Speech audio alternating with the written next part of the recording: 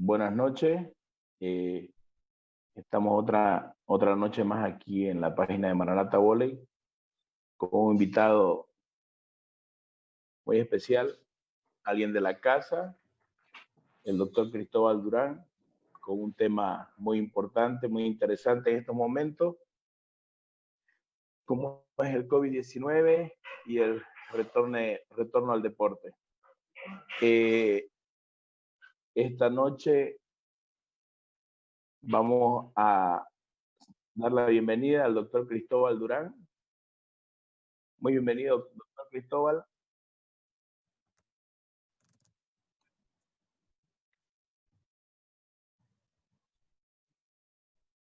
Bien, muchas gracias, Fran, por la invitación. Es un gusto participar por primera vez en la actividad del club de Maranata Volley. Es algo novedoso para mí, pero muy agradecido por la invitación y con mucho cariño por el club. Como siempre, vos dijiste, alguien de la casa, yo me formé en el club, aprendí a jugar en el club y terminé mi vóley en el club. O sea, que nací y morí en el voleibol dentro del Club Maranata. Sí, para mí es un enorme placer y un gusto estar aquí con ustedes esta noche. Para nosotros también, doctor, es un inmenso placer de que usted pueda compartirnos su conocimiento y quién más, alguien mejor que sea de la familia Maranata, ¿no? Yo tuve el placer y el honor de jugar con el doctor Cristóbal en su última etapa como jugador y bueno, hemos compartido camarín y nos conocemos bastante y bueno, aparte de eso, hay mucho aprecio en la familia y bueno, entonces estando muy ligado, qué mejor que usted para que pueda darnos luces sobre todo lo que es esta enfermedad y cómo podemos llevar las cosas de aquí en adelante cuando nos toque volver a participar de los entrenamientos y de las actividades deportivas, ¿no? Así es, como te dije al principio, muy agradecido por la oportunidad de desarrollar este tema que combina las dos pasiones que yo tengo en mi vida, que es la medicina y el deporte. Eh, Prácticamente es una situación nueva para todos, para los médicos, para los deportistas, para la sociedad en general. Es algo que nos sorprendió a todos. Nadie tiene experiencia cabal, nadie puede decir ser un experto en coronavirus, en esta enfermedad nueva. Hemos tenido que aprender todos en el camino, médicos y sociedad en general. Y con el deporte no ha sido diferente. Hemos tenido que aprender a lidiar con esto. Nos ha confinado en las casas, nos ha limitado a la práctica deportiva, a una mera práctica individual domiciliaria, que de ninguna manera satisface las necesidades de los deportes como el voleibol, que es un deporte gregario de equipos, de conjunto. Entonces, de alguna manera, nos tiene preocupados el retorno a la actividad deportiva. Prácticamente cuándo se va a retornar, esa es la gran incógnita que tenemos todos, no solamente los del voleibol, sino todos los Los deportes. deportes de conjunto, ¿verdad? Me Sí, parece que la práctica deportiva individual va a ser un poquito más fácil de retomar que la práctica deportiva de equipos.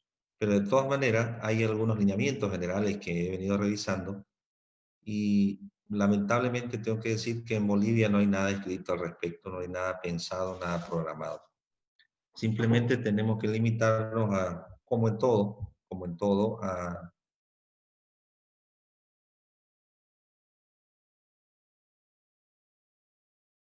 copiar lo bueno de otros países, especialmente de países vecinos que tienen más organizados, ya que sus autoridades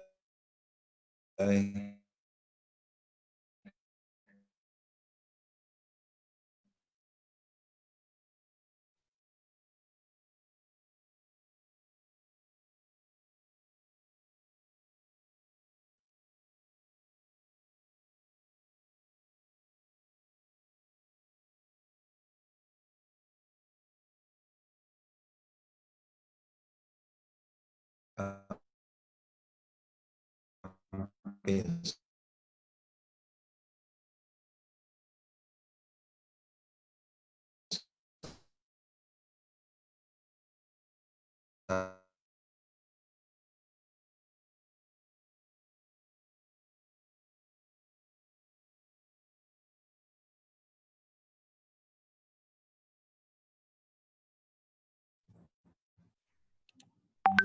Hola, bien.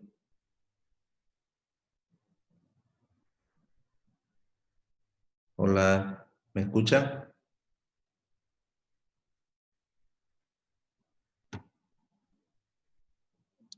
Ahora sí, mejoró, bueno. Eh, Probablemente por la hora que está un poquito complicado. Estás en mute, Franz. Ah, sí, sí, sí. Ahora sí. Seguimos al aire, ¿no? Tenemos problema de audio. Este, ¿Ya se escuchará, Rodrigo? Bien.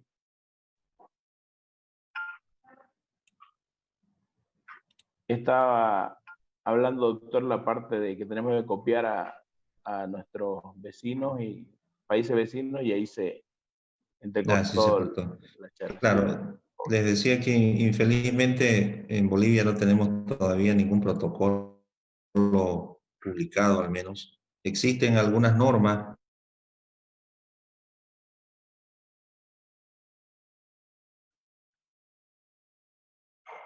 que emitió el Bueno, Ministerio de Deporte. Norma en cuanto al protocolo de la práctica deportiva en sí está prácticamente en cero. Así que estuve revisando algunos protocolos de países vecinos y especialmente unos protocolos españoles, y he tratado de adaptar algunas cosas que se pueden poner en práctica en nuestro medio y que de todas maneras son sugerencias universales para la vida que así. Ustedes quisieran y me permiten, tengo una presentación en la cual nos puede ayudar muchísimo en eso. perfecto, doctor. Entonces aquí la pantalla es de usted. Vamos a estar atentos y luego escuchamos toda la parte que nos va a explicar y luego podemos Ok, hacer algunas preguntas del público y excelente. que tengamos nosotros. ¿Le Muy bien, parece? si me autorizan compartir pantalla, con mucho gusto. Sí, ahorita Rodrigo le va a autorizar.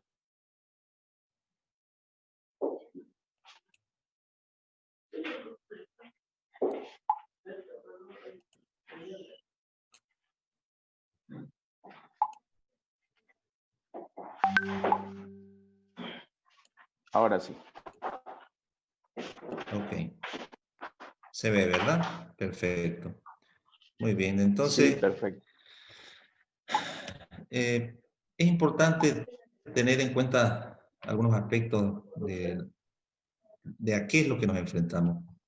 El coronavirus es un virus nuevo, de la familia de los coronavirus precisamente, que debe su nombre, vean ustedes aquí en el gráfico, a que tiene una forma, unas espículas, unas proteínas que tienen una forma de corona, de ahí el nombre de coronavirus. Es un virus que prácticamente tiene un centro, un núcleo genético basado en ARN, y que tiene algunas características muy importantes.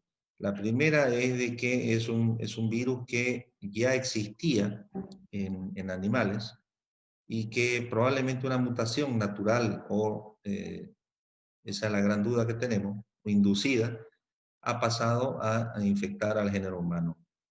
Infelizmente es un virus muy contagioso que se contagia muy fácilmente por las vías respiratorias. Se dice que un paciente infectado por coronavirus tiene la capacidad de infectar a 3 o 4 personas sanas que están alrededor de él. Tiene un ciclo de incubación de aproximadamente una semana, y en ese ciclo de incubación, ese periodo de incubación, el paciente por lo general es asintomático. Ese es uno de sus factores más tremendos que tiene este virus, porque durante esa semana en que el paciente no tiene síntomas y no sabe que está infectado, es cuando más contagioso es. Entonces, recién a la semana empieza a desarrollar algunos síntomas que por lo general son síntomas respiratorios, que se acompañan de fiebre, tos, dolor de cabeza, dolor de cuerpo, dolor de las articulaciones, y que puede progresar hacia una neumonía con falta de aire e insuficiencia respiratoria en pocos días. El órgano que más se afecta en este cuadro infeccioso es el pulmón, y aproximadamente un 20-25% de los pacientes hacen la forma grave de la enfermedad, una neumonía que progresa hacia la insuficiencia respiratoria, y un 5% de los pacientes pueden llegar a terapia intensiva. Tiene una letalidad aproximada entre 2 al 5%, dependiendo de los países y de las regiones y cada característica de la población. Este virus empezó en diciembre en China, en la provincia de Wuhan. Ya se empezaron a saber en los primeros días de diciembre, las primeras semanas, de que había un brote epidémico en esta ciudad que aparentemente se inició en un mercado y que los pacientes empezaron a tener fiebre y síntomas respiratorios y empezaron a hacer una neumonía típica. Ya más o menos para el 31 de enero, la Organización Mundial de la Salud ya declara una pandemia, una emergencia internacional, y para el 11 de marzo ya se considera pandémica la situación. Vean ustedes que el primer país que tuvo un contagio fuera de China fue Japón, y que a nuestro continente llegó el 27 de febrero, siendo Brasil el primer país que se afectó en Latinoamérica, y nosotros tuvimos nuestro primer paciente el 10 de marzo. Recordarán ustedes aquella señora de San Carlos que llegó de Italia, que estuvo paseando en las ambulancias por toda la ciudad y nadie la quería recibir. Esa fue la paciente cero. Para nosotros, para Bolivia, se denomina la paciente cero el primer caso que fue. El 23 de marzo se inicia la cuarentena y bueno, hasta ahora donde estamos nosotros ya 18 de junio, tenemos una gran cantidad de pacientes contagiados. Y vean ustedes, este es el informe que tenemos del día de ayer, donde tenemos ya 12.725 pacientes en Santa Cruz de la Sierra, que es el departamento que alberga la gran cantidad de casos, aproximadamente el 70% de todo el territorio nacional. El día de ayer hubieron 359 casos nuevos y 237 recuperados. Este es un dato muy importante que hay que analizar y tener muy en cuenta, porque mucho se habla de la curva epidemiológica, de que hay que aplanar la curva. En todos los medios de comunicación y las redes sociales se habla mucho de aplanar la curva. ¿Qué significa eso? La curva epidemiológica, vamos a avanzar un poquito para que tengamos una idea. Todo paciente o toda epidemia empiezan a subir los casos, hasta que llega un punto máximo de infección, y de ahí empiezan a descender en el tiempo los pacientes. A esto se le llama la curva epidemiológica. Normalmente esta curva es muy aguda en toda epidemia históricamente asistida a lo largo del tiempo. Y lo que nosotros tratamos de hacer es que esta curva sea lo más chata posible, simplemente para darle tiempo al sistema de salud para que se pueda preparar para la atención de los pacientes. Recuerden ustedes que les decía que hay un 5% de pacientes que hacen la forma grave de la enfermedad y que requieren de terapia intensiva. Entonces, en toda Bolivia tenemos hasta la fecha 20.685 pacientes confirmados y tenemos 4.000 recuperados. ¿Por qué insisto en el dato este de los recuperados? Porque en tanto tengamos mucho más pacientes enfermos que pacientes que se recuperan, esa curva no va a descender nunca. O sea que todavía estamos en la curva de ascenso. Mientras tengamos más pacientes contagiados que pacientes recuperados, estamos todavía en ascenso de la curva.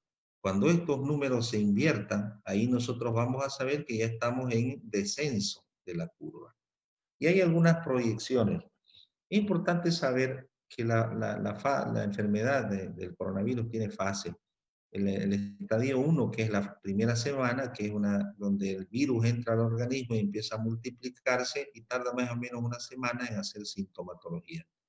Ahí viene la segunda fase, que es la fase 2A pulmonar, donde aparecen los síntomas leves como un catarro, como un resfrío, una gripe común, y después puede progresar a partir del día 10-12 hasta el día 14-15, ya la fase B de la fase pulmonar, donde ya los síntomas respiratorios se agravan, para pasar a la fase 3, el estado hiperinflamatorio, donde el paciente evoluciona mal y necesita de asistencia respiratoria, oxígeno suplementario, internarse y probablemente intubar al paciente para darle asistencia ventilatoria mecánica.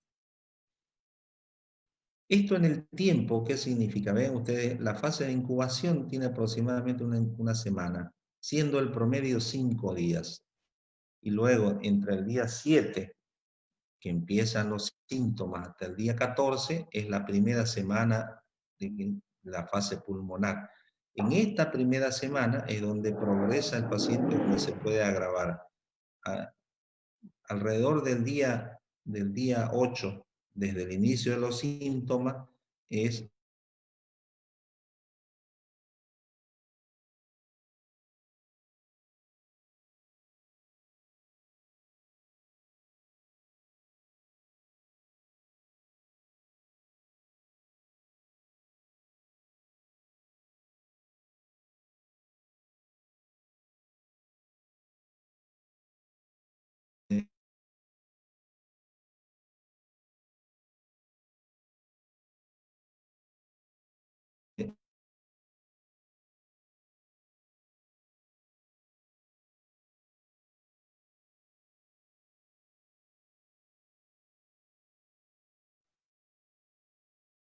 Hemos tenido de nuevo problemas de señal.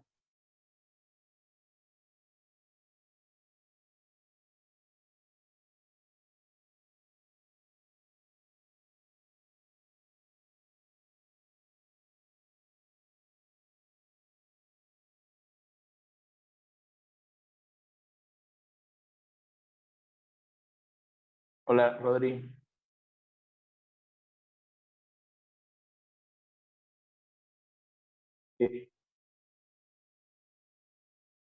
Ajá.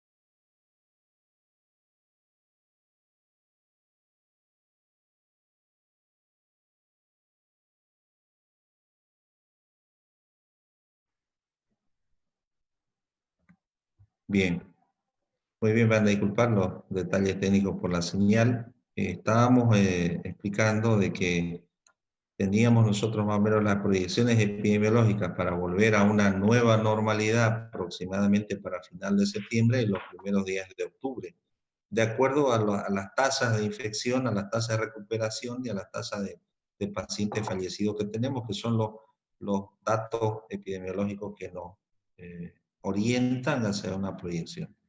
Entonces, recién a partir del 27 de julio es que nuestra curva va a empezar a descender para llegar aproximadamente a final de septiembre para la normalización de las actividades, es decir, para la fase de la pandemia, en la finalización de la pandemia. Mientras tanto, hay que ir preparándose para la normalización de las actividades deportivas y sociales en general. Nosotros tenemos las fases de contingencia epidemiológica a través de las cuales las autoridades y especialmente el Ministerio de Salud tiene que prepararse en fase a qué fase nos encontramos nosotros durante la epidemia. Es importante aclarar que la fase 1 es la confirmación de la pandemia, es decir, es la iniciación de la pandemia.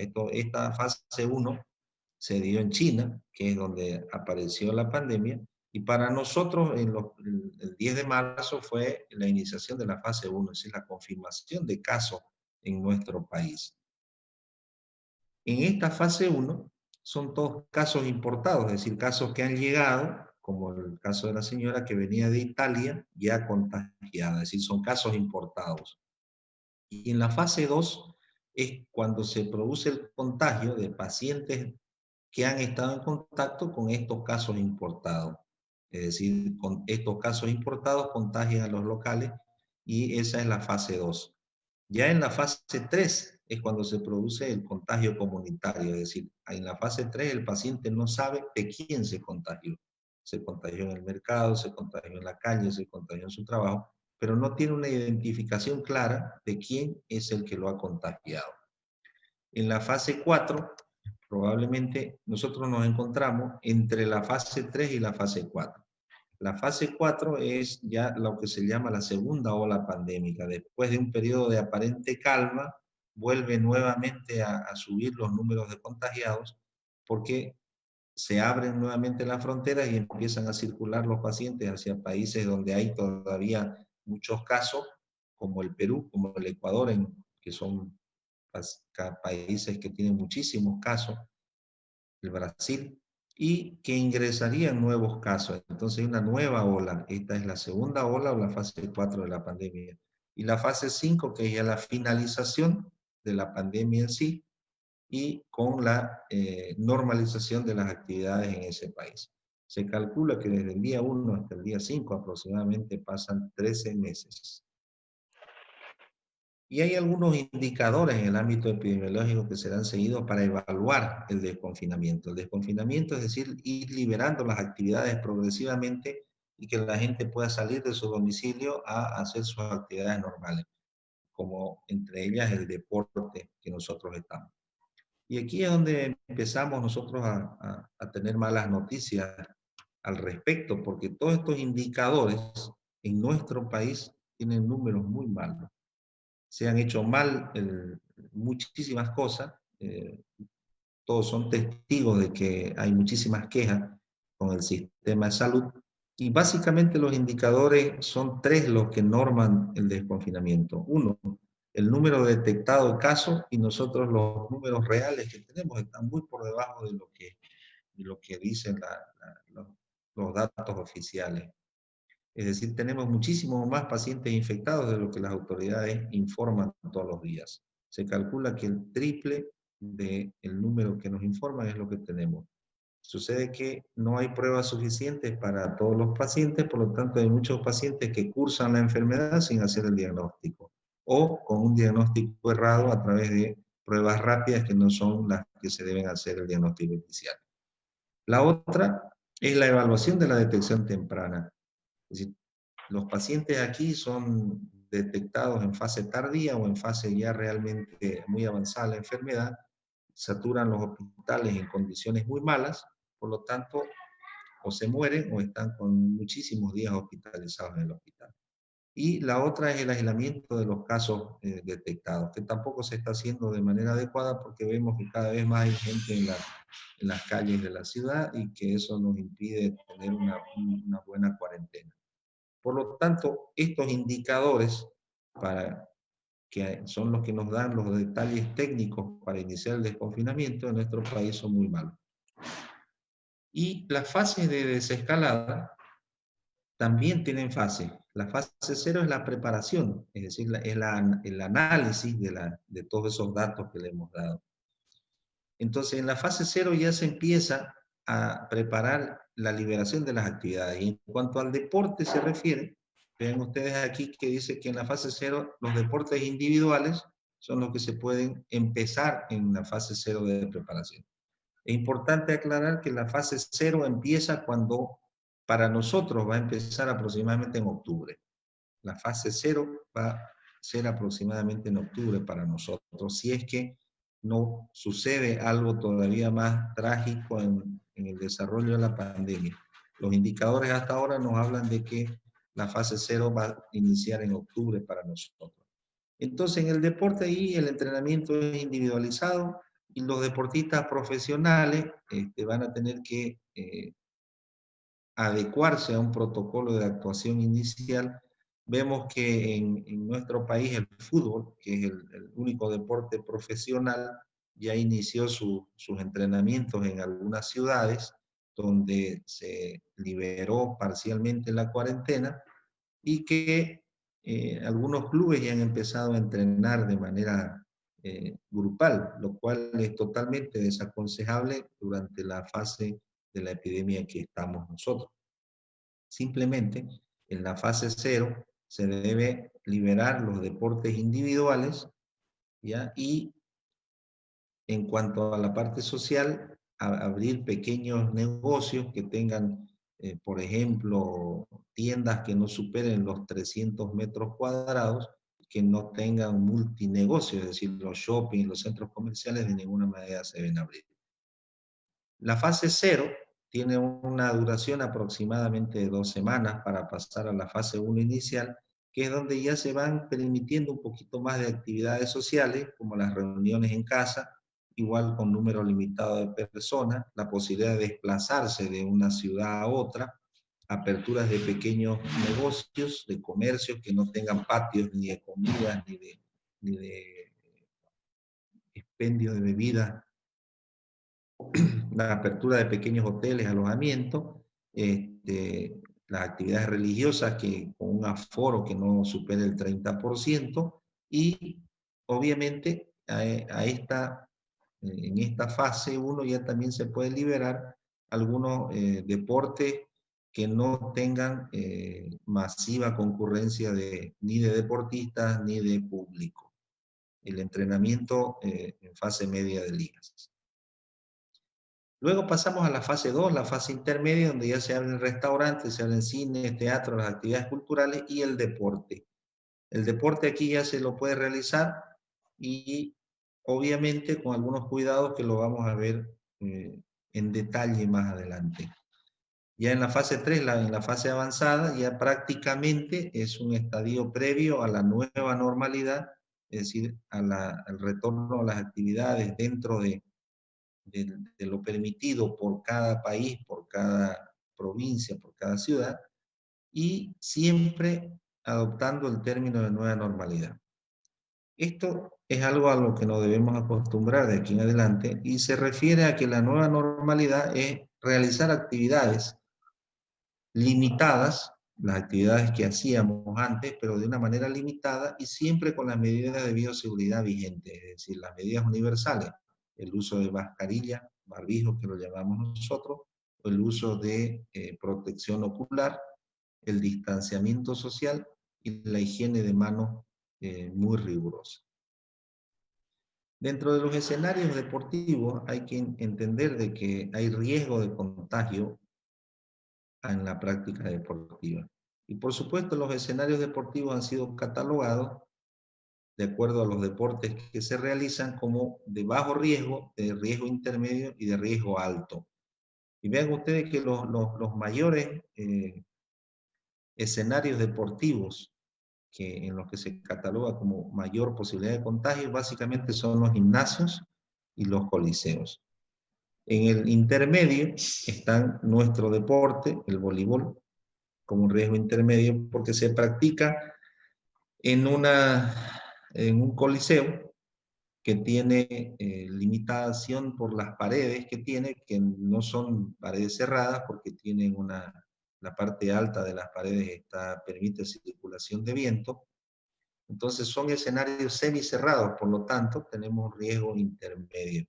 Aquí tenemos que decir de que para nuestra sociedad el vóley es prácticamente una actividad familiar, porque hasta donde recuerdo y lo que he podido ver, excepto los campeonatos nacionales o las fases finales de algún campeonato importante, el aforo de público es bastante limitado y en los cuales no puede permitir la distancia social de más de 2 metros entre una persona y otra cómodamente sentadas.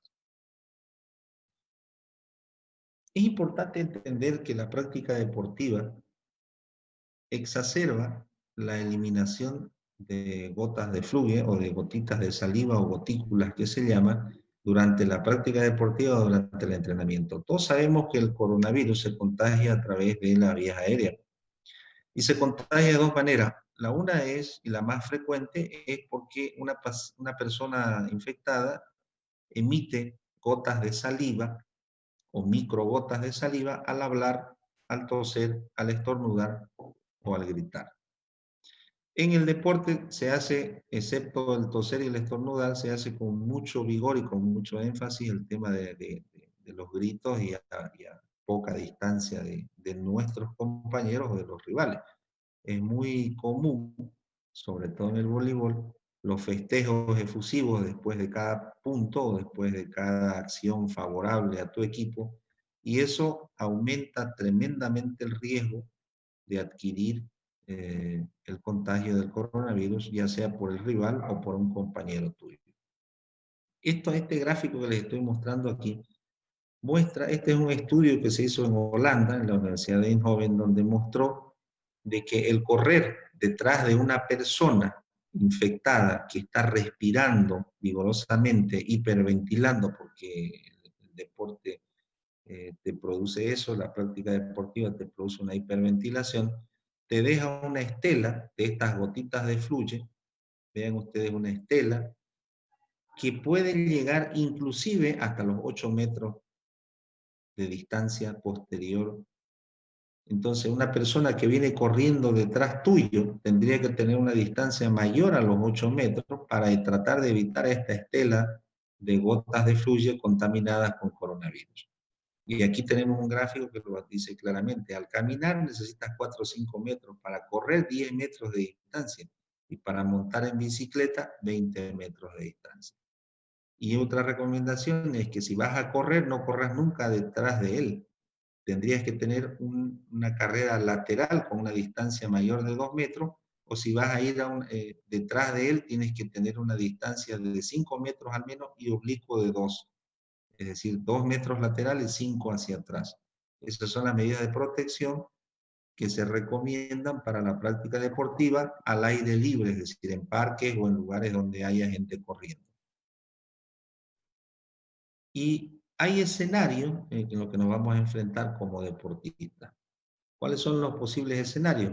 Un deportista que tiene una temperatura por debajo de 37.2 y sin síntomas, entonces ese es un deportista que puede ir a entrenar o puede ir a practicar el deporte. Pero si el deportista tiene 37.3 o 37.5 sin otros síntomas, probablemente pueda ir al club, pero tiene que consultar al médico al llegar al club o para practicar el deporte al que está yendo. Pero si tiene algún criterio compatible con enfermedad de COVID, es decir, tiene fiebre, tiene tos, tiene dolor de garganta, tiene falta de aire, se le perdió el olfato, se le perdió el gusto, tiene dolor de cabeza que no cede, entonces es mejor que ese deportista se quede en casa, comunique al cuerpo médico del club y que probablemente va a necesitar hacerse examen. Y con mayor razón, si el paciente tiene fiebre, dolor de garganta o resfriado, pues ese es un paciente que tiene que tener aislamiento estricto y comunicación con el médico del club o el médico de cabecera que le queda. Ahora, si el deportista es positivo para el COVID-19 y todavía no tiene la alta médica, ese es un deportista que no puede ir a practicar, ni a jugar, ni a entrenar, mismo que él se sienta bien. ¿Cuándo un paciente que ha dado positivo recibe la alta médica? Cuando ya tiene por lo menos una semana de ausencia de síntomas y tiene 2 pruebas negativas de PCR para COVID-19. Es decir, que no alcanza con estar bien. Tienes que tener 2 pruebas con una diferencia de 48 horas de PCR negativo, que es la prueba que se hace para el coronavirus, negativa. Es decir, al tener 2 pruebas negativas y ausencia de síntomas por una semana, recién estás habilitado para salir de tu casa para liberar el aislamiento. Y también es importante el deportista que tiene contacto con una persona que se sabe que tiene COVID en los últimos 14 días. Actualmente es muy difícil toparse con alguien que no tenga un familiar o un amigo que no esté con síntomas de coronavirus o con el diagnóstico confirmado de coronavirus. Ese es un deportista que no debe ir a entrenar, que no debe ir a practicar deportes y que se debe quedar respetando la cuarentena de al menos 14 días para poder volver a la práctica deportiva. En cuanto a la reincorporación de la actividad deportiva, también se la tiene que hacer por fases. La primera fase es la individual, la segunda la intermedia, la precompetición y la competencia. ¿A qué se refiere a esto? Se refiere a la preparación del deportista para volver a la competencia. No se olviden que todos nosotros estamos ya 90 días, 3 meses confinados, aislados en casa, prohibidos de ir a jugar, de entrenar, de ir al gimnasio, inclusive hasta de correr por los parques cercanos a tu domicilio. Entonces, la mayoría han ganado kilos, la mayoría han perdido tono muscular y la mayoría de ellos están fuera de forma física. Entonces, no podés agarrar y decirle a esos tipos, los entrenamos en 15 días y los ponemos a jugar nuevamente. Tiene que haber una preparación que tiene que ir por fase. La fase individual, ¿a qué se refiere? Es que cuando el deportista empieza a entrenar solo en su domicilio. Esta fase individual tiene que durar entre 2 a 4 semanas, que tiene que ser supervisado por parte de los entrenadores y los directivos del club de manera online, es decir, así como estamos haciendo ahora por Zoom o por Facebook, con supervisión directa de los entrenadores, mandarles un programa de entrenamiento para todos los deportistas que inicialmente tiene que durar entre 30 a 45 minutos por día, 5 veces a la semana. ¿Ok?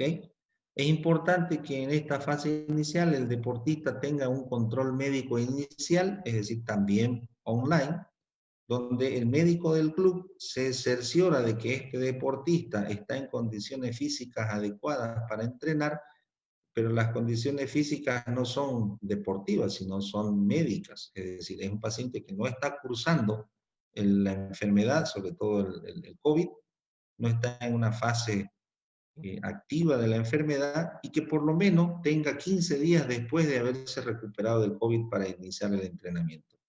Porque por mucho que sea una enfermedad leve o asintomática, hay un grado de restricción pulmonar que les queda a las personas después de haber tenido el coronavirus. Es importante que antes de iniciar la persona tenga una prueba diagnóstica para COVID-19. En este caso se puede hacer una prueba rápida, una prueba de anticuerpos que es mucho más simple y es mucho más barata que la PCR y también de fácil consecución. Entonces tendríamos que tener una entrevista, una supervisión médica, una prueba rápida negativa y un plan de entrenamiento para que este deportista empiece a entrenar en su casa. Es fundamental estos 3 condicionamientos para que el deportista no tenga problemas de salud severos y que no se vaya a lesionar. No se olviden ustedes que después de 90 días de inactividad física, en esta fase individual, en la fase de entrenamiento personal, es donde ocurren el 50% de las lesiones musculares y sobre todo articulares. Esta es la fase peligrosa, por eso es importante la supervisión del entrenador, que el deportista no vaya a sobreentrenarse o que tampoco vaya a realizar actividad física inadecuada, poniendo en peligro su salud. Es importante en esta fase limitar la fisioterapia a lo indispensable. ¿Qué significa eso? Que la fisioterapia debe ser estrictamente indicada cuando es necesaria. Pero no se olviden ustedes que la fisioterapia consta de masajes, de una serie de aparatajes que pone en contacto cercano al fisioterapeuta con el deportista. Y cualquiera de los dos puede tener la enfermedad. Tanto el fisioterapeuta como el deportista puede estar en una fase asintomática y contagiar el uno al otro o viceversa. Por lo tanto, la fisioterapia debe ser limitada solamente a lo estrictamente necesario en esta fase. Después de haber superado la fase inicial, vamos a ir a la fase intermedia, donde ya se pueden iniciar los entrenamientos de grupo, pero no deben superar las 10 personas por grupo. Es decir, que si vos tenés más de 10 personas que van a entrenar, tenés que hacer turnos. No podés entrenar a un grupo mayor de 10 personas después de haber hecho 2 a 4 semanas de entrenamiento individual cada deportista en su casa. Es importante que en esta fase no se haga trabajo exhaustivo. Todavía no está el deportista preparado para hacer un entrenamiento exhaustivo. De ser posible, este entrenamiento debe de hacerse en concentración cerrada, es decir, si las condiciones dan, que el deportista se quede en el centro, en el recinto de entrenamiento, que duerma en una habitación individual, porque el tema del transporte en este momento es complicado. Hay gente que vive lejos y que probablemente no pueda ir y venir todos los días al entrenamiento, porque uno por la distancia y otro porque no están los medios de transporte todavía trabajando o no van a estar completamente normalizados. Y la otra es que el transporte es un riesgo tremendo en nuestro medio.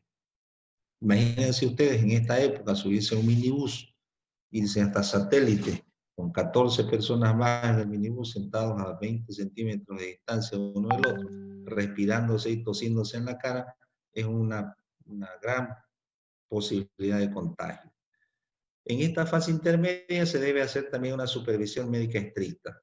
Acá el médico tiene que hacer un trabajo realmente minucioso, donde debe vigilar estrictamente a los deportistas.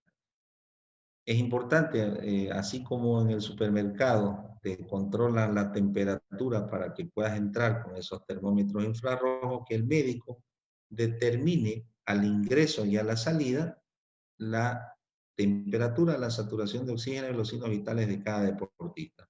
Y hacer una planilla, anotarlo todos los días para ver cuál es la evolución de sus signos vitales y si aparece algún síntoma o sospecha de coronavirus durante la práctica deportiva.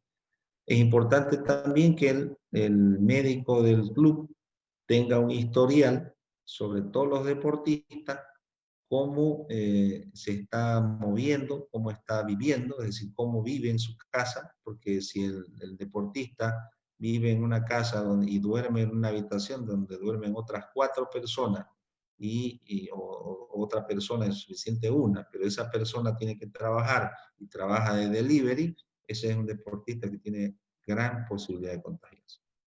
Entonces el médico debe tenerlo vigilado y estar atento a la aparición de síntomas, porque aparece uno en el equipo y se pueden contagiar todos. Asimismo, es importantísimo el cumplimiento estricto de las medidas generales de bioseguridad durante la práctica deportiva, antes y después de la misma. Estas medidas generales de bioseguridad, ya les dije, son el uso de mascarillas, es decir, todo deportista debe llegar con barbijo y se debe retirar con barbijo. No puede andar sin barbijo por la calle. No puede estar cerca de otra persona, debe estar por lo menos a 2 metros de distancia y debe tener un control muy minucioso de la higiene de sus manos.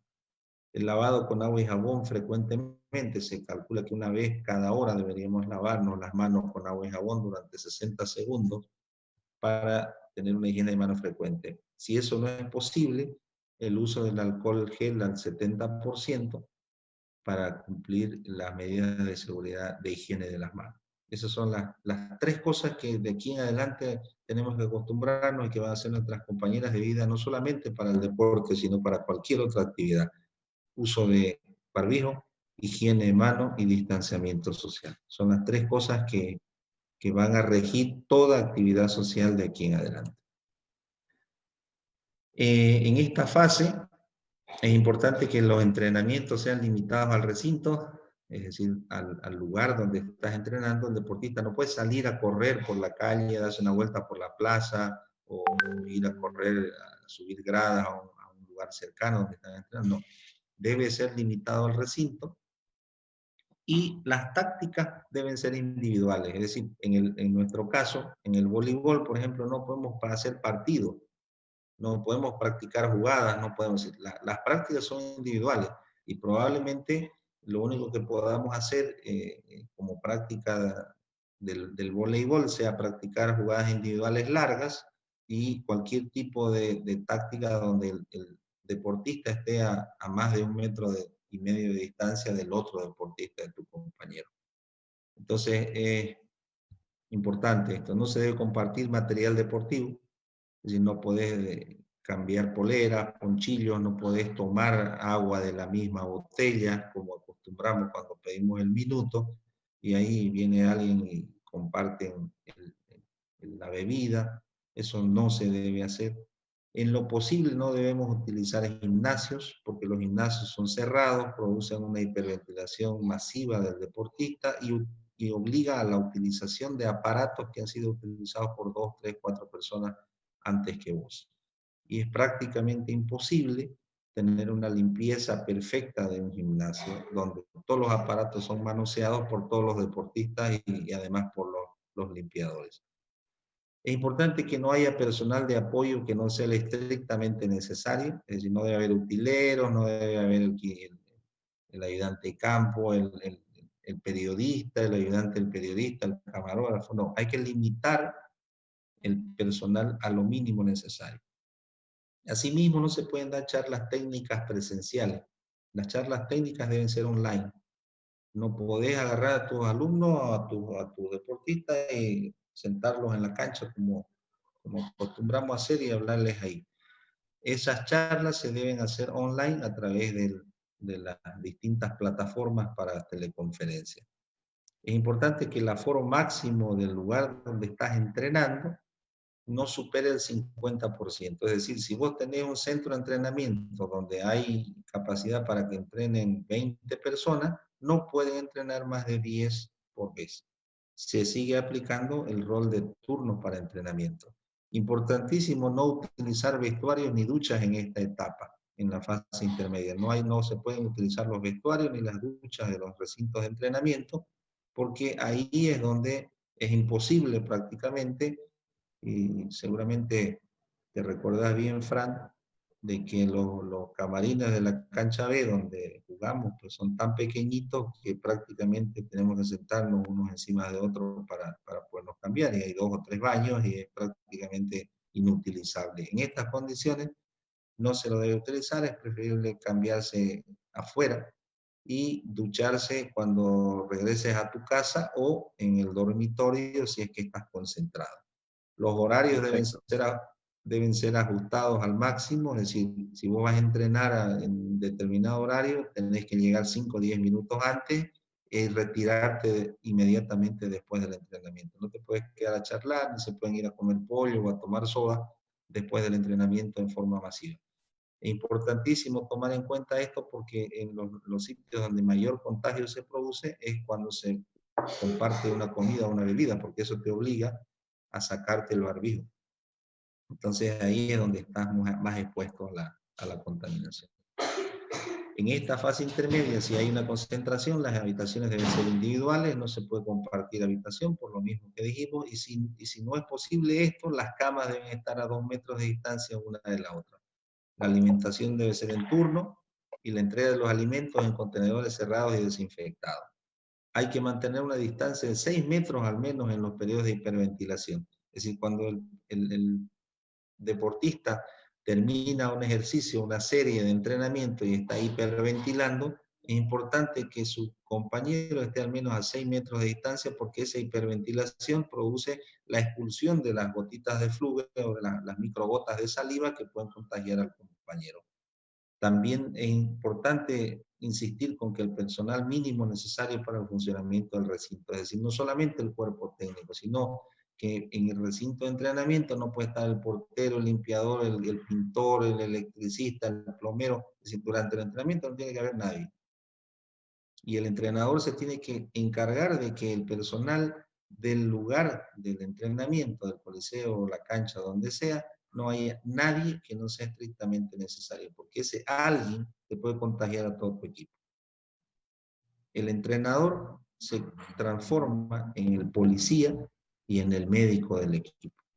El llamado a hacer cumplir todas estas medidas de seguridad. Lo mismo la fisioterapia, es limitada a lo indispensable. Y importante recalcar que el cuerpo técnico debe llevar siempre puestas las mascarillas y los guantes y mantener la distancia mínima de 2 metros del resto de los deportistas. Cuando ya entramos a la fase de precompetición, es todo lo anterior, todas las medidas de que hemos hablado anteriormente, más aquí ya se incorporan los entrenamientos exhaustivos y de grupo. Este periodo de precompetición es ideal que dure entre 7 a 10 días y no debe superar grupos de 14 personas. El personal de apoyo mínimo indispensable puede estar presente y ya el uso de gimnasio en esta fase, si es que es inevitable, hay que asegurarse de que tenga una desinfección frecuente y el aforo máximo del 30%. En un gimnasio donde entran 100 personas no puede haber más de 30 entrenando simultáneamente. Y aquí se incorpora una cuestión muy interesante que es la supervisión de pares. ¿Qué significa eso? Que vos los agrupás en dos a tu deportista. Vos lo pones a Carlos con Pepe y Pepe vigila a Carlos y Carlos vigila a Pepe. Y hacen una planilla diariamente de cómo entrena, cómo se cuida. Y cada uno de ellos está obligado a anotar los errores que comete el otro compañero o a anotar los signos de alarma que tenga el otro compañero. Porque mucha gente, por no querer dejar de entrenar, ve si estoy bien, no me siento mal, pero el compañero encargado de la vigilancia en pares está notando que el chico está tosiendo o está notando que respira muy agitado o respira que tiene una sudoración frecuente y fría. Entonces, es importantísimo aquí la supervisión de pares. Esto es algo que lo aplicamos también en el personal de salud, es decir, en los hospitales, nos ponen en pares para que el compañero nos vigile y vea si estamos haciendo bien las cosas. Los deportistas tienen que tener el mismo protocolo de actuación. Cuando ya entramos a la fase de competencia, ¿cuándo? Cuando las autoridades locales lo permitan. Cuando el ministro, el gobernador o el alcalde nos digan, bueno, ya se pueden reiniciar las actividades deportivas. Mientras tanto, no, porque ellos son los dueños de los establecimientos y nos van a tener cerrados, ¿verdad? Y es importante que estos establecimientos no superen el aforo del 50%. Esto ya es para el público, no solamente para los deportistas. Si vos no puedes meter más público del que te permite este 50%. Si el estadio o el coliseo tiene una capacidad de 300 personas, pues solamente puedes vender 150 entradas. Y asegurarte de que cada asiento tenga uno vacío de por medio. Deben preservar una distancia mínima de 3 metros en los vestuarios antes de la competición y 6 metros después de la competición. No se olviden que antes estamos descansados, pero después de la competencia ya estamos en hiperventilación. Entonces ahí hay 5 o 6 metros de distancia mínima entre un deportista y otro. La vigilancia médica debe ser muy estricta. El uso de la mascarilla es obligatorio en el banco de suplentes y también la distancia social. Es decir, toda la gente que está en el banco de suplentes tiene que estar por lo menos a 1 metro del otro y todos con mascarilla. Solamente se sacan la mascarilla el que va a entrar a jugar. Hay que desinfectar frecuentemente los balones y todos los materiales con los que se está haciendo la práctica deportiva, no compartir materiales deportivos ni bebidas, y es importante tener una prueba de PCR negativa antes de la competencia. Si vos te preparás para el inicio de un campeonato, no puedes ir a jugar enfermo, ni puedes ir a jugar en un periodo asintomático. Entonces tenés que asegurarte de que tu deportista y cuerpo técnico tengan una PCR negativa antes de la competencia. No se puede jugar sin eso. Ese es un requisito fundamental. En conclusión, respecto a la práctica deportiva, en Bolivia no tenemos protocolos hasta la fecha para el deporte en la época de pandemia, ni siquiera para el profesional. Ni siquiera el fútbol se ha puesto de acuerdo, todavía hay propuestas solamente, no hay nada oficial. Importante que las asociaciones trabajen su propio protocolo. Deberían ya reunirse, organizar este tipo de reuniones digitales online por cualquier plataforma y empezar a trabajar el protocolo de reinicio de las actividades. Hay muchísimos ejemplos, hay mucha gente que los puede colaborar y si no lo hacen, créanme que las autoridades no lo van a hacer. Esto debe nacer de las mismas asociaciones, las mismas bases, y obviamente las asociaciones se nutren de los clubes. Y Maranata es uno de los clubes que más actividad tiene y por lo tanto les sugiero que Maranata inicie un protocolo de activación deportiva dentro de la asociación de vóley, que ya empiecen a trabajarlo, que empiecen a pensarlo por lo menos. Hay que regirse estrictamente a las políticas de salud, no pueden hacer por practicar deporte, no pueden violar las normas de salud vigentes durante la pandemia. Tenemos que habituarnos a esta nueva normalidad, lo que les hablaba antes de que las reglas esas nos deban acompañar de por vida, probablemente, o hasta que salga una vacuna que sea masiva, barata y efectiva. Yo creo que antes de eso vamos a tener que estar siempre con barbijo, siempre con distancia y siempre con la higiene de manos estricta. Actualmente estamos en la fase 4 y el retorno progresivo a la normalidad está previsto para octubre o noviembre probablemente. Perfecto. Eso es lo que les quería mostrar, les quería presentar y espero que haya sido de utilidad y bueno, espero si hay alguna pregunta. Sí, doctor, ha sido muy claro, muy productivo haber tenido esta charla. Y sí, hay preguntas. Ahorita vamos a pasar a hacer las preguntas que nos han hecho nuestro público. Y creo que ha quedado recontra claro, ¿no? Y hemos visto todos los procesos y, bueno, por lo menos de mi parte ha quedado muy claro. Aquí tenemos preguntas del profesor Roger Paz, que nos dice, ¿desde qué edad es aconsejable para volver a la práctica del deporte? Perdón, no entendí, no escuché ¿En bien. qué edad usted aconsejaría que podamos volver a practicar del deporte, en general o del voleibol? ¿Qué edades serían las primeras en poder volver a la práctica de los entrenamientos? Mira, eso va a depender de las condiciones de la asociación local. Lo que sí te puedo decir es de que la práctica deportiva, regida en este caso, normada o condicionada, si quieres, por el coronavirus, es que mientras más joven es menos peligroso. Eh, Te voy a cambiar un poquito la pregunta. Me imagino que por ahí va. Hay mucha gente que está muy preocupada por sus niños, es decir, yo me preocupo mucho de llevar la enfermedad a mi casa porque tengo hijos chicos, porque somos hartos y tengo hijos. Y uno tiene mucho miedo por sus hijos y probablemente los papás van a decir, no, me da miedo que mis hijos vuelvan a entrenar porque son chicos, son juveniles, prejuveniles, infantiles. Y más bien al contrario, el coronavirus es una enfermedad selectiva.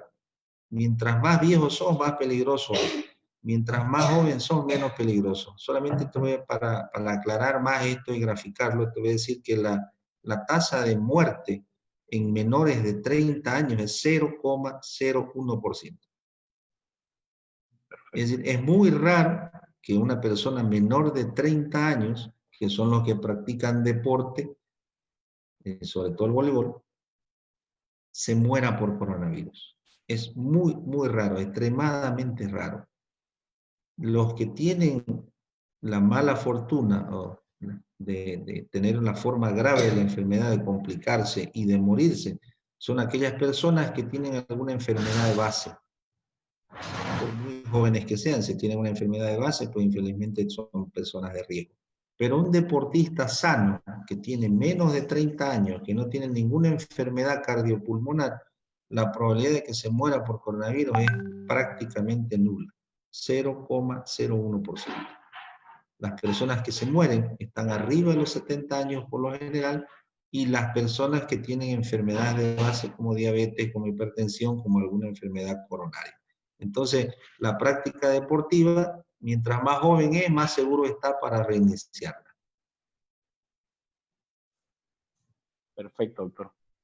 Aquí otra pregunta nos hacen y nos dice si con alguna clase de barbijo se puede practicar, se puede hacer la práctica deportiva, porque bueno, hay varios barbijos, justamente en la charla me mandaron algunos barbijos que usan los ciclistas y otros que han salido, ¿no? Y personalmente yo pienso que no es lo correcto, ¿no? Porque le quita bastante el tema respiratorio al deportista, ¿no? Pero Así es, su así criterio es. sobre eso. La práctica deportiva te produce un aumento de la frecuencia respiratoria y un aumento de la producción de dióxido de carbono. Si vos te pones un barbijo y haces práctica deportiva, probablemente vas a inhalar o reinhalar en cantidades tóxicas tu propio dióxido de carbono. El CO2, ¿verdad? O anhídrido carbónico también se lo conoce así. Entonces, el uso de barbijo durante la práctica deportiva no es aconsejable, no hay ningún barbijo que sea apropiado para la práctica deportiva y por lo tanto no se debe utilizar barbijo durante la práctica deportiva porque eso es nocivo para la salud. La reinhalación del dióxido de carbono puede producir mareos, somnolencia, pérdida de conciencia y durante la práctica deportiva eso puede significar un golpe que puede ser peligroso. Perfecto. Aquí tenemos otra pregunta. Los deportes grupales, dice. Un deportista luego de haber asistido al entrenamiento da positivo por COVID-19. Desde todos los asistentes a ese entrenamiento es a ponerse en cuarentena. Correcto. Ahí es donde es fundamental el trabajo del médico del equipo y del entrenador. Sabemos que en nuestro medio es muy difícil que haya un médico asistiendo a la práctica deportiva, ni siquiera a los partidos, menos a los entrenamientos. Entonces el entrenador ahí es el que tiene que ser el médico y el policía del equipo. Entonces es muy importante que se instruya. Entonces, ¿qué pasa? Si un deportista da positivo y ha estado entrenando con su club, todos los deportistas son contacto. Así como su familia, todos los deportistas son contacto. Entonces esos deportistas deben proceder a aislarse durante 14 días y en lo posible hacer la prueba. Sabemos que en nuestro medio está muy difícil la realización de la prueba de PCR para COVID, entonces lo menos que hay que hacer es aislarle durante 14 días y si alguno desarrolla síntomas durante esos 14 días, debe hacerse la prueba. Si ninguno de ellos desarrollan síntomas, después de 14 días quedan liberados para reiniciar la práctica deportiva. Perfecto, doctor. Pasa lo mismo, digamos, ¿no? Yo pensaba y no tenemos, por ejemplo, una cantidad grande de árbitros y pasaría lo mismo, digamos, ¿no? Si en caso alguno de los jueces o planilleras se enfermara, tendrían que cancelar si es que se vuelve a competir todo lo que hemos competido esos días, pues, ¿no? Así es. Aquí una pregunta de Yacid Vargas, saludo para él, amigo igual de usted, doctor. En su opinión profesional y personal, ¿usted cree que se debería volver a jugar voleibol este año debido a cómo está la pandemia en Santa Cruz? Bueno, como les mostré, las proyecciones son de que más o menos en octubre se pueda ir volviendo a la normalidad. Vieron ustedes que las fases de desescalamiento no son inmediatos. Todo tiene su tiempo. Más o menos pasar de una fase a otra llevan 2 semanas aproximadamente. Entonces, si vamos a empezar en octubre, tenemos la fase 0, tenemos 2, 4, 6, 8 semanas. Octubre, noviembre, diciembre, se acabó el año. O sea, para volver a la nueva normalidad vamos a tener que volver en el 2021. Esto, si se cumplen las predicciones favorables. Yo creo que como va la cosa, con la gran cantidad de pacientes nuevos que tenemos todos los días y con la gran cantidad de pacientes hospitalizados y de larga estadía que hay contagiando a la sociedad, a las personas, yo creo que no vamos a conseguir reiniciar la práctica deportiva este año. Con suerte, el primer trimestre del próximo año se va a volver a intentar, cuando menos, volver a practicar deporte de manera grupal. Perfecto, doctor. Aquí, bueno, le manda saludos, creo que fue su compañero de equipo, Juan Carlos Mendieta. Creo que ha sido uno de los, si no ha sido el mejor armador que ha tenido el club de todos los tiempos. Según comentario, nunca pude verlo jugar, pero eso es lo que me dicen. Le mandan muchos saludos. Sí, el Charro Mendieta, muchas gracias Juan Carlos, un abrazo, un saludo especial. Y como dice Fran, ha sido probablemente el mejor, no solamente armador del club, sino uno de los mejores que ha dado Santa Cruz de la Sierra. Y un gran levantador, un gran amigo también, así que un saludo para él. Perfecto, doctor. Aquí hay otra pregunta. Desde el punto de vista de usted, ¿sería más recomendable volver a competencias con jugadores concentrados para torneos semanales tipo nacionales o ligas y no así el campeonato regular en los que cada jugador vuelve a su casa y tiene diferentes actividades durante la semana? Claro que sí, porque así tenés mejor control de la gente. Y eso te obligaría a tener también un médico o por lo menos un paramédico entrenado en vigilancia epidemiológica y lo tenés controlado a los jugadores. Como les decía durante la exposición, el factor de riesgo importantísimo, no solamente para los deportistas, sino para todo el mundo. A nosotros en el personal de salud, por ejemplo, nos pasa exactamente lo mismo, que nos cuidamos muchísimo durante nuestro trabajo en los hospitales, pero el personal de salud que no tiene vehículos se moviliza en los micros que contrata el mismo hospital y se van en esos micros amontonados, sentados muy próximos uno del otro, y por más barbijo que tenga, no se olviden ustedes que la segunda forma de contagio es lo que se llama los fomites, es decir, una persona que está contagiada de coronavirus tose sobre la superficie, sobre la garramano, sobre el asiento, sobre la cartera, sobre cualquier superficie que después uno lo toca con la mano y con esa mano sin higienizar, sin lavar, te tocas la cara, te contagia el coronavirus. O sea, no es solamente el barbijo que te protege. La vía de entrada son las vías aéreas y los ojos, pero básicamente las manos son la segunda, el segundo vector de contaminación. Entonces, en los medios de transporte se transforman en una fuente de contagio y el tener deportistas concentrados, confinados, si vos quieres, en cualquier lugar, en los cuales puedas vos tener el distanciamiento social, una alimentación controlada, puedes tener una hoja epidemiológica diaria de cada jugador donde controla sus signos vitales, su estado de salud. Entonces es mucho más fácil y más seguro para los otros deportistas y para ellos mismos tener campeonatos cortos, regionalizados, concentrados, como decía el amigo que pregunta, que hacer campeonatos de largo aliento como lo que estamos haciendo. Claro que sí. Eh, eh, como hablábamos anteriormente, un poco complicado para los clubes, ya que eh, sabemos cómo se manejan la mayoría de los clubes a nivel departamental, ¿no? Pero es una buena iniciativa que no se la puede dejar de lado para poder tomarla. Eh, el tema, como decía, tenemos muchos que viven lejos de la ciudad y vienen a practicar el deporte como Montero, La Guardia y demás. Entonces se vuelve un poco complicado el tema de no tener los medios de transporte necesarios, porque se tendría que tener un medio privado, el club, para poder hacerlo, ¿no? Y bueno, aquí mi más saludos para usted. La señora Corina Rea le manda saludos. Y el profesor Gracias. Javier Maceda igual le manda saludos y agradece por la exposición. Y bueno, creo que ha sido muy claro. Para mí me ha quedado muchas luces de cómo plantear el tema de protocolo. La verdad que personalmente como club habíamos decidido no volver este año porque, bueno, es un poco complicado y además para precautelar la salud de nuestros deportistas, tanto las niñas como los jóvenes que practican, pues, ¿no?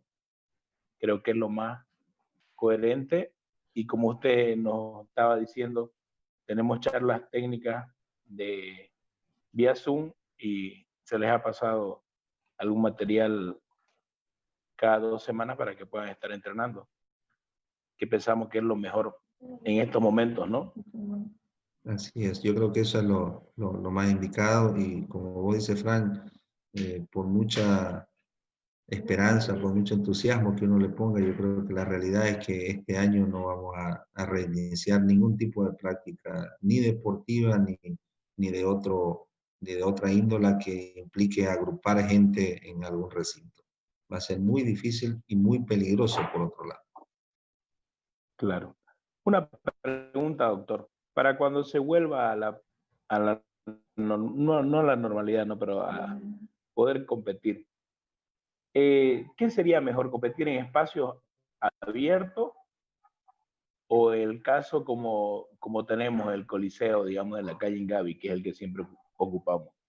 La recomendación es que durante la fase de reinicio del deporte, el deporte sea en áreas abiertas, bien ventilada y en espacios amplios, es decir, no agrupar ni mucha gente en recintos pequeños y tratar en lo posible de que sea lo más ventilado posible y abierto. Ahora, el Coliseo de la calle B, donde jugábamos voleibol, es un recinto semicerrado, lo que lo pone ahí en el medio, ¿verdad? Entre lo peligroso y lo seguro. Es mucho más seguro un recinto abierto completamente que un recinto cerrado. Por supuesto, el semicerrado es mejor que el cerrado, pero siempre es peor que el abierto. La recomendación de seguridad es que la práctica deportiva se reinicie sin público y en recintos abiertos. Perfecto. Sí, como usted dice, además, bueno, todos conocemos nuestro campo deportivo y sabemos sus condiciones, pues, ¿no? Como usted decía y hablaba en la explicación, el tema de los camerines son chicos y, bueno, entramos todos apretados, ¿no? Difícil de tener 3 metros de distancia para poder cambiarnos dentro de ese camarín, ¿no? Entonces, es Imposible. muy claro, sí, posible. Bueno, doctor, este, no sé si aquí hay una pregunta más de la profesora Corina y el profesor Javier. Dice, ¿dónde piensa usted que del uso del balón que se comparte entre todos los jugadores, aunque se infecte a cada cambio? Dice. ¿Qué piensa usted de que el balón se infecte sobre el uso del balón, ¿no? Sobre Claro, el uso sí, del balón. Sí.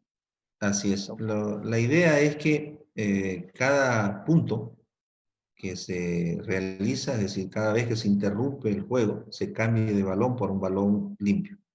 Es decir, que Ya, tengamos 5 o 6 balones en la cancha y los pasapelotas o los asistentes estén con su pañito embebido en una solución de hipoclorito de sodio, alcohol al 70% o amonio cuaternario, que son las 3 cosas aceptadas, las 3 sustancias aceptadas, que lo estén limpiando permanentemente los balones y cada vez que se cambie o que se interrumpa el partido, o sea, cada vez que haya que hacer un saque, que se cambie de balón por uno limpio. Eso es lo que se recomienda. Si bien eso no te va a evitar completamente el riesgo, pero te reduce grandemente la posibilidad de contagiarte por balón. perfecto. Aquí nos pregunta el profesor Javier, ¿dónde podemos conseguir la hoja epidemiológica? La hoja epidemiológica es muy simple, yo se la puedo pasar cuando quieran. Vos, Fran, tenés mi contacto, Perfecto. se lo puedes pasar o te lo paso yo a vos y vos lo reinicias Ujú. y lo reenvías, quiero decir. Y es algo muy simple, pero es una hoja, o se la puede reproducir en una hoja Excel muy simple, yo se la puedo pasar. Sí, perfecto, doctor. Tenemos ahora un grupo donde está, yo creo, un 90% de los entrenadores de Santa Cruz, entonces ahí lo podemos viralizar eso para que todos lo tengan y puedan usarlo en sus clubes. La idea de la charla es poder aportar al vóley en general, tanto cruceño como nacional, para poder dar luces de cómo podemos ir yendo paulatinamente volviendo a la práctica del deporte, ¿no? Este, Bueno, doctor, no tenemos más preguntas y ha sido un placer, muy agradecido de que usted nos ha podido dar luces y enseñar bastante de este tema y bueno, agradecerle por la cobertura y por estar siempre presente, ¿no? En el club. No, soy yo el Y agradecido, Fran, por la invitación. Vos sabes que yo soy un miembro más de la familia Maranata. Si bien ya estoy en descanso, en retirada, soy de la reserva, pero siempre el corazón es del club. Y además del amor al club, está la gran amistad que nos une con tu familia. Y bueno, es para mí un gusto, de verdad, participar de cualquier actividad que organice el club. Y agradecido soy yo, la verdad que muy contento por esta oportunidad. perfecto, doctor. Un saludo para la doctora y las niñas. Un abrazo grande a la distancia y esperemos vernos pronto para poder festejar victoria o compartir alguna otra cosa del club y personalmente también, ¿no? Muchas gracias, Fran. Un abrazo a todos y saludo especial para todos los que están escuchando, para todos los amigos que están asistiendo a esta conversación. Y la recomendación, sigan cuidándose, que todavía es tiempo de cuidarse, todavía no hemos pasado esta pandemia, hay que seguir cuidándose. Muchas gracias a Doctor, todos, un abrazo y que Dios los bendiga. muchas gracias, doctor. Antes que se vaya aquí, nos pone Yacid. ¿Podría, por favor, repetir lo que dijo con relación a la afectación de la respiración cuando se contrae el COVID? Claro, la afectación de la respiración va a depender de la forma de la enfermedad. Hay tres formas, la forma leve o asintomática o oligosintomática, que prácticamente tiene una afectación mínima. La forma intermedia, que es una severidad intermedia que tiene, si vos quieres ponerle números, entre el 25 y el 50% de afectación pulmonar. Y más del 50% ya es la forma grave. Entonces, básicamente el 80% de las personas que tienen coronavirus tienen la forma leve. El 20% hacen la forma intermedia o grave. Solamente un 5% son los que llegan a terapia intensiva y un 2 a 4%, dependiendo del país, son los que mueren. Entonces, la afectación pulmonar es prácticamente leve en la mayoría de las personas y una vez recuperados no deja una secuela importante. Es decir, un deportista que ha tenido coronavirus por lo general no tiene ningún tipo de afectación pulmonar si es que la forma leve ha sido la que le ha tocado a él. Ahora, obviamente, de un paciente que ha estado en terapia intensiva, que ha estado intubado, esa es otra historia. Ese es un paciente que va a tener un grado de afectación importante, una restricción pulmonar y que probablemente no le permita hacer práctica deportiva en el futuro. Pero afortunadamente, como les dije, a las personas de menores de 30 años no les pasa gran cosa más que unos 15 días de dolor de cabeza, de cuerpo y algunos días de fiebre. El resto, gracias a Dios, se recuperan bastante bien. Muy agradecido, doctor. Bueno, desearle que el Señor ponga su mano sobre usted y lo esté cuidando a usted, a la doctora, y porque sabemos que está ahí en la lucha diaria en primera línea, y a todos los amigos que tenemos igual, tanto médicos, enfermeras, enfermeros y demás personal que está colaborando en esta pandemia. Eh, Esperamos salir pronto de todo esto y volver a compartir con todos, ¿no? Que es lo que más queremos, los que practicamos deporte, volver a las canchas y estar con nuestras amistades, ¿no? Muy amable y será hasta una próxima. Doctor, Muchas gracias, buenas noches a todos, un placer haber estado con ustedes.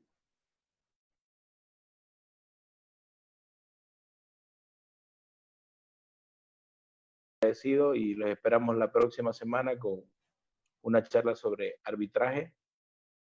Que tengan buenas noches y feliz fin de semana.